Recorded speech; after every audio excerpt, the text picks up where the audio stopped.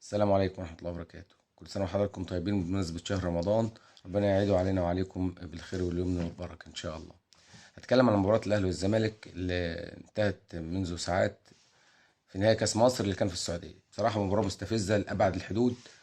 لعيبة لا ترتقي إنها تلبس تيشيرت الأهلي أو الزمالك. يعني عك كروي.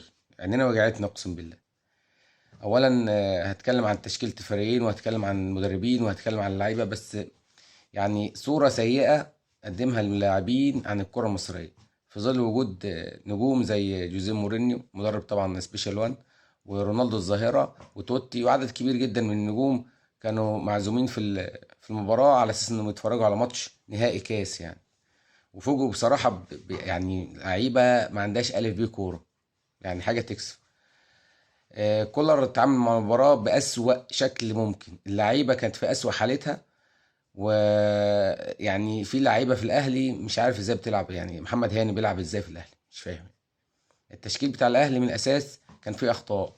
اولا محمد هاني ده ما كانش يبدا، كان يبدا اكرم توفيق او عمر كمال عبد الواحد. كريم نيدفيد الماتش كبير عليه جدا، وبعدين هو والسولية وامام عاشور ما فيش حد فيهم بيلعب ستة، يعني نص ملعب الاهلي مفتوح، العمق مفتوح. وده اللي كان حصل في المباراه. الزمالك كان بيهاجم من العمق مش من الاطراف. عبد الله السعيد وزيزو واوباما وكل واحد عايز يعمل حاجه في نص ملعب الاهلي بيعملها. بعد كده بيرسي تاو الشوط الاول واضح ان هو اوت اوف فورم، بره الفورم خالص. كان المفروض يطلع بين الشوطين وينزل رضا سليم ويلعب عبد الله حسين الشحات، سوري حسين الشحات يلعب على اليمين مكان بيرسي تاو، ويلعب رضا سليم على الشمال. غير كده مارسيل كولر يعني واقف يتفرج على الماتش زي الجماهير بالظبط. اقسم بالله ما في اي شغل تكتيكي ولا شغل فني في الملعب، والاهلي كان عنده برود غير طبيعي ومفيش ردة فعل. قالوا من اللعيبه الدرجه الاولى على الروح السيئه، وعلى مفيش جرينتا، مفيش عزيمه في الملعب من لعيبه الاهلي. وده على العكس تماما من لعيبه الزمالك اللي معظمهم المباراه دي كان اول مره يلعب ضد الاهلي كلاعب جديد. يعني عبد الله السعيد لعب ضد الاهلي كتير لكن ما كانش بيلعب مع الزمالك، كان بيلعب في بيراميدز. ناصر ماهر، ناصر منسي، لعيبه كتير كانت بتلعب ضد الاهلي لاول مره. والتشكيله بتاعت الزمالك دي يعني جوميز بصراحه معذور في ان التشكيله دي ما كملتش مع بعض شهر، فلسه الانسجام ما كانش موجود.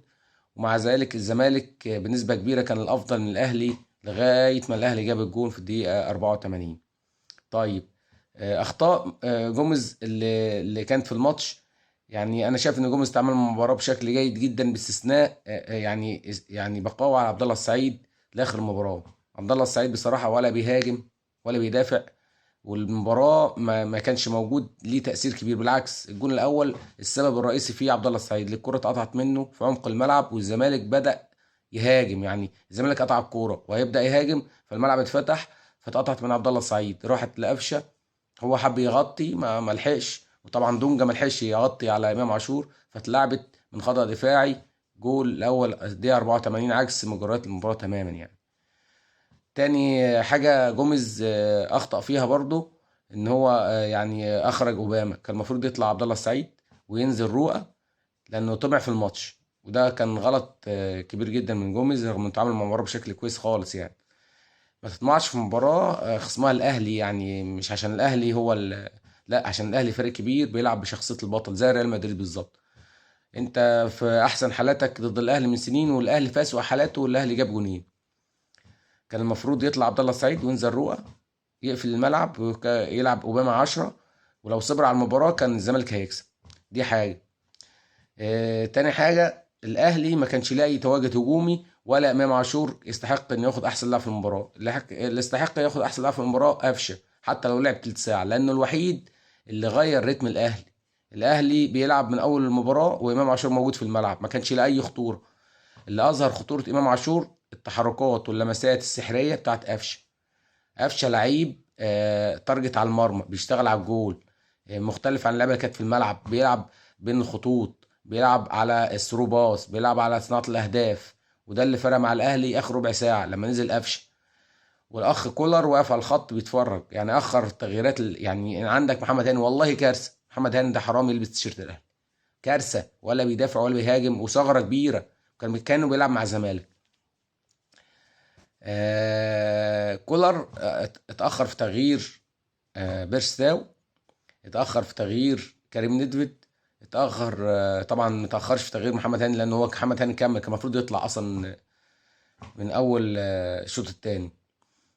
تعامل جوميز مع المباراة يديك انطباع إن الزمالك يعني ممكن تقول قادم، بس طريقة اللعب اللي بيلعب بيها دي صعبة جدا، عايزة لعيبة شباب. ما ينفعش انا ابقى في الملعب معايا اوباما وعبد الله السعيد وتحتهم دونجا، لا انت بتلعب ضغط عالي من فوق، محتاج حد يكون سنه صغير يضغط وفي نفس الوقت يتحول بسرعة من الدفاع للهجوم ومن الهجوم للدفاع، لعيب بوكس تو بوكس. طبعا مش موجود في الزمالك، فانا لازم اضطر العب واحد من الاثنين، يا اوباما يا عبد الله السعيد، ويلعب 10 ما يلعبش 8، لان انت بتخسر واحد في نص الملعب في الحالة الدفاعية. تاني حاجة عملها برضو غلط، انه نزل شيكابالا مكان زيزو، وما نزلش معاه رؤى. ليه؟ انا عشان العب بشيكابالا ومصطفى شلبي والجزيري وعبد الله السعيد لازم اتنين في نص الملعب 6 يغطوا الناس دي لو ما رجعوش، وده اللي حصل في الهدف الثالث. لو شفت سوري الهدف الثاني، شوف الكرة اتقطعت من على ال 18 بتاع الاهلي وراحت لامام عاشور في نص الملعب، ولو شفت الكرة وهي بتتسجل هتلاقي 4 من الاهلي ضد 2. يعني التحولات الدفاعية لشيكابالا وعبد الله السعيد ومصطفى شلبي والجزيري، على ما الكرة راحت الجول كان المفروض دي خدت فيها 10 ثواني، كان المفروض دول يرجعوا بسرعة. فطبعا ما حدش فيهم بيرجع، فالمفروض كنت مع نزول شيكابالا الملعب نازل تنزل واحد 6 اللي هو روق تقفل الملعب. لكن غير كده في المجمل الزمالك كان افضل من الاهلي وكان يستحق الفوز. الاهلي فاز بشخصية البطل، وفاز بالتغييرة بتاعة قفشة في اخر ربع ساعة. وهرجع اقول برضو وجه سيء للكرة المصرية، والله العظيم في لعيبة كتير في الملعب ما تستحقش ربع المبالغ اللي بتاخدها من عقود. والكرة في مصر مقلوبة، يعني المفروض انا بصرف في الناشئين واطور من المدربين اللي بيطلعوا لعيبة ما بتعرفش تباصي، طلعوا لعيبة ما بتعرفش تتحرك من غير كورة، طلعوا لعيبة بتجري ورا الكورة. منتخب مصر هيفضل طول عمره كده لو احنا متغيرناش من تحت من القاعدة. لازم القاعدة تتغير، المدرب والناشئ يتصرف عليه اكتر من اللعيب الكبير. منتخب مصر في منتخبات افريقيه صغيره هتعديه الفتره الجايه، لان هم دلوقتي بيعملوا حاجه كويسه جدا احنا ما بنعملهاش، بيطلعوا لعيبه بدري بره يتعلموا كوره صح في اوروبا. وده اللي حصل مع منتخب زي الرأس الاخضر محدش يعرف عنه حاجه، بس تلاقي الفرقه بتاعته 25 لعيب محترفين، فجاي اللاعب جاهز. احنا تلات ارباع اللعيبه بتلعب في مصر. مصر ما فيهاش اساطير، ما فيهاش ابو تريكه، ما فيهاش حازم امام، ما فيهاش حسام حسن. ليه؟ لان المواهب موجوده لكن المدرب اللي بيطور الموهبه مش موجود. ده ملخص ماتش الاهلي والزمالك. بصراحه الواحد يعني كان منزعج وهو بيتفرج على الماتش، يعني وجعته اقسم بالله. اتمنى الناس تتفاعل مع الفيديو وتكتب لي في التعليقات رايهم ايه في المباراه وايه اللي عجبهم في الفيديو واللي ما عجبهمش. واشوفكم دايما على خير، وكل سنه وحضراتكم بالف صحه وسعاده، والسلام عليكم ورحمه الله وبركاته.